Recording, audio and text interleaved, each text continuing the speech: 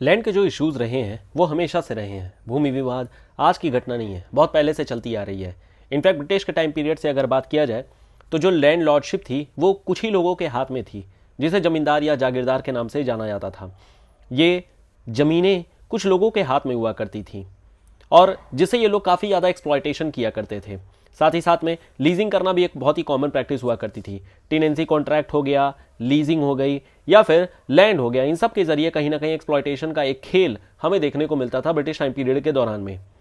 Even उसके बाद भी जब इंडिया आज़ाद हो जाती है तो इंडिया आज़ाद होने के बाद में कुमारप्पा कमेटी के द्वारा रिकमेंडेशन दी जाती है कि हम किस तरीके से लैंड को रिफॉर्म कर सकते हैं। लैंड रिफॉर्म कहने का मतलब दो तरीकों से होता है। एक होता है लैंड के ओनरशिप को लेकर के और दूसरा होता है लैंड की जो फर्टिलिटी रिफॉर्म है उससे रिलेटेड। हालांकि इस सेशन में हम लोग जो फोकस करेंगे वो लैंड के टीनेंसी या फिर लैंड की जो ओनरशिप है उसके रिकॉर्ड को लेकर के बात करने वाले हैं। लैंड रिफॉर्म को लेकर के चार मेन इंपॉर्टेंट कंपोनेंट पे फोकस किया गया था। एक, जहां पर इंटरमीडियरी को अबॉलिशन कर दिया गया था, टीनेंसी रिफॉर्म पर बात की गई थी, सीलिंग फिक्स कर दी गई थी और कंसोलिडेशन ऑफ लैंड होल्डिंग की गई थी। और इस दौरान में कई सारे कॉन्स्टिट्यूशनल अमेंडमेंट किए गए थे। कुछ हमारे कॉन्स्टिट्यूशन के आर्टिकल्स को हटाया भी गया था, जस्ट लाइक आर्टिकल 31। और कहीं ना कहीं इन सब के बाद में हमें एक लैंड रिफॉर्म का एक मेजर रूप देखने को मिल जाता है। लेकिन ये जो मेजर रूप है फिर भी आज भी उतने ही भूमि विवाद हैं, उतने ही ज़्यादा अभी भी कोर्ट केसेस चल रहे हैं और उतने ही ज़्यादा जो लैंड से रिलेटेड करप्शन के केसेस हैं वो सभी हैं। इनफैक्ट अभी रिसेंट में ही देवरिया की जो घटना हुई थी उसमें भी प्रशासनिक लापरवाही को अगर छोड़ दिया जाए तो कहीं ना कहीं इसमें भी ज़मीनी विवाद और आपसी जो रंजिश होती है वही सब देखने को हमें मिल रही है। कई तरीके के डिजिटाइजेशन से रिलेटेड काम किए जा रहे हैं। इस सरकार ने डिजिटाइजेशन को लेकर के काफ़ी ज़्यादा काम किए हैं। इनफैक्ट डिजिटाइजेशन का हमें हमारी इकॉनमी पे बड़ा अच्छा एक इम्प्लीमेंटेशन भी देखने को मिल रहा है और इसी सेंस में यहाँ पर digital India land record modernisation programme भी लगाया गया है। इस प्रोग्राम के अंतर्गत जो भी लैंड रिकॉर्ड्स हैं उनको डिजिटल बनाने की कोशिश की जा रही है। डिजिटल बनाए जाने से अब इस प्रोग्राम में बेसिकली तीन कंपोनेंट के जरिए इस लैंड डिजिटाइजेशन का काम किया जा रहा है। इसमें से कंप्यूटराइजेशन ऑफ लैंड रिकॉर्ड हो गया, सर्वे रीसर्वे करना, कंप्यूटराइजेशन ऑफ रजिस्ट्रेशन हो गया, इन सब के जरिए किया जा रहा है। हालांकि देखिए ये जो प्रोग्राम है वो ऐसा नहीं है कि 2016 में ही लॉन्च की गई थी। ये प्रोग्राम 2008 में भी एक बार लॉन्च की गई थी। 2008 में जो लैंड डिजिटाइजेशन प्रोग्राम स्टार्ट किया गया था वो अपने आप में एक फेल्ड अटेम्प्ट था। कई सारे कारण थे उसके पीछे, चाहे वो पॉलिटिकल इनविलिंगनेस हो गई या फिर इसके अलावा एडमिनिस्ट्रेटिव लेजीनेस हो गया और इसके अलावा जो गवर्नमेंट थी वो भी कहीं ना कहीं इसमें इंटरेस्ट नहीं ले रही थी और इस कारण से ये केवल और केवल प्रोग्राम ऑन पेपर ही रह गया, जिसका नतीजा ये देखने को हमें मिला कि जो कोर्ट में केसेस पहुंचे थे लैंड को लेकर के वो 66% के आसपास में पूरे केवल और केवल लैंड रिफॉर्म मतलब कि लैंड इशूज से ही लेकर के थे, जहां पर ओनरशिप को लेकर के और तमाम टेनेंसी रिफॉर्म वगैरह को लेकर के यहाँ पर इशूज थे मेनली। नीति आयोग ने एक रिपोर्ट निकाली थी और उसमें यह कहा गया था कि जो लैंड के इशूज़ हैं या जो कोर्ट केसेस हैं उसको लगभग 20 साल लग जा रहा है उसको सॉर्ट आउट होने में।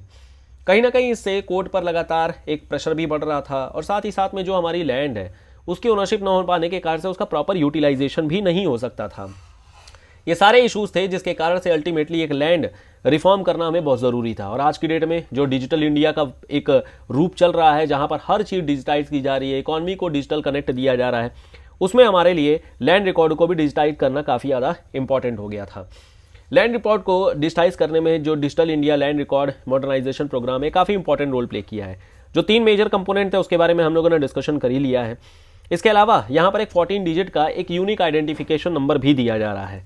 इस आइडेंटिफिकेशन नंबर के जरिए हमें यह पता चल जाएगा कि उस लैंड की ओनरशिप किसकी है, इसके पास्ट में क्या रिकॉर्ड रहा है, अगर आगे फ्यूचर में भी अगर उसकी खरीद बिक्री वगैरह करनी है तो उससे हमारा पास्ट रिकॉर्ड पता चल जाएगा कि कहाँ कहाँ पर किस तरीके से इसकी खरीद बेच की गई है। जब ये काम मैनुअल होता था उसमें कई सारे इशूज़ थे, लेकिन जब ये डिजिटल कर दिया जाएगा तो हमें सारी चीज़ें पता लग जाएंगी। ड्रोन के जरिए हम उसकी मैपिंग कर सकते हैं, मैप का हमें रिकॉर्ड पता चल जाएगा, जमीन कहाँ पर है ये पता चल जाएगा। तो कई जितने भी इशूज़ थे वो सब कहीं ना कहीं इस प्रोग्राम से सॉर्ट आउट होते हुए हमें देखने को मिल रहे हैं। अब यहाँ पर जो इम्प्लीमेंटेशन वाली प्रॉब्लम थी वो सरकार ने दूर कर दिया है। लगभग ऐसा मतलब रिपोर्ट के हिसाब से आ रहा है कि 94% के आसपास गाँव में इस तरीके का जो डिजिटाइजेशन वर्क है वो हो चुका है। 76% अभी नक्शे तैयार किए जा चुके हैं। मार्च 2024 तक ऐसा अनुमान है कि लगभग 100% अचीव हो जाएगा। कई सारे ऐसे एरियाज हैं, स्टेट्स हैं जहां पर 100% अचीव हो भी चुका है। अब आगे की ये एक टेंडेंसी ये होगी जो आज की डेट में लैंग्वेज की प्रॉब्लम है वो भी दूर करके हिंदी की बजाय लगभग 22 भाषाओं में, जो हमारे क्लासिकल लैंग्वेजेस हैं, जो हमारे एक्चुअल में शेड्यूल लैंग्वेजेस हैं, उन सभी में इसको तब्दील कर दिया जाएगा, जिससे कि आसानी से इस चीज़ को यूज़ भी किया जा सके। इसके अलावा केवल और केवल इसे लैंग्वेज से नहीं बल्कि कोर्ट से भी जोड़ दिया जाएगा। ई कोर्ट के जरिए अल्टीमेटली इसे लैंड को जो भी रिकॉर्ड है उसको जोड़ दिया जाएगा, जिससे जितने भी इश्यूज हैं जो कोर्ट में अभी पेंडिंग है या फिर आएंगे, वो आने वाले टाइम में आसानी से इसको निस्तारित किया जा सके, इस चीज़ को दूर किया जा सके। डिजास्टर अगर आती है तो उससे भी अगर किसी तरीके का डॉक्यूमेंट का लॉस भी अगर होता है तो भी पता चल जाएगा कि लैंड रिकॉर्ड क्या है और किसके नाम पर है, किसकी ओनरशिप है, क्या क्या है, ये सब चीज़ें।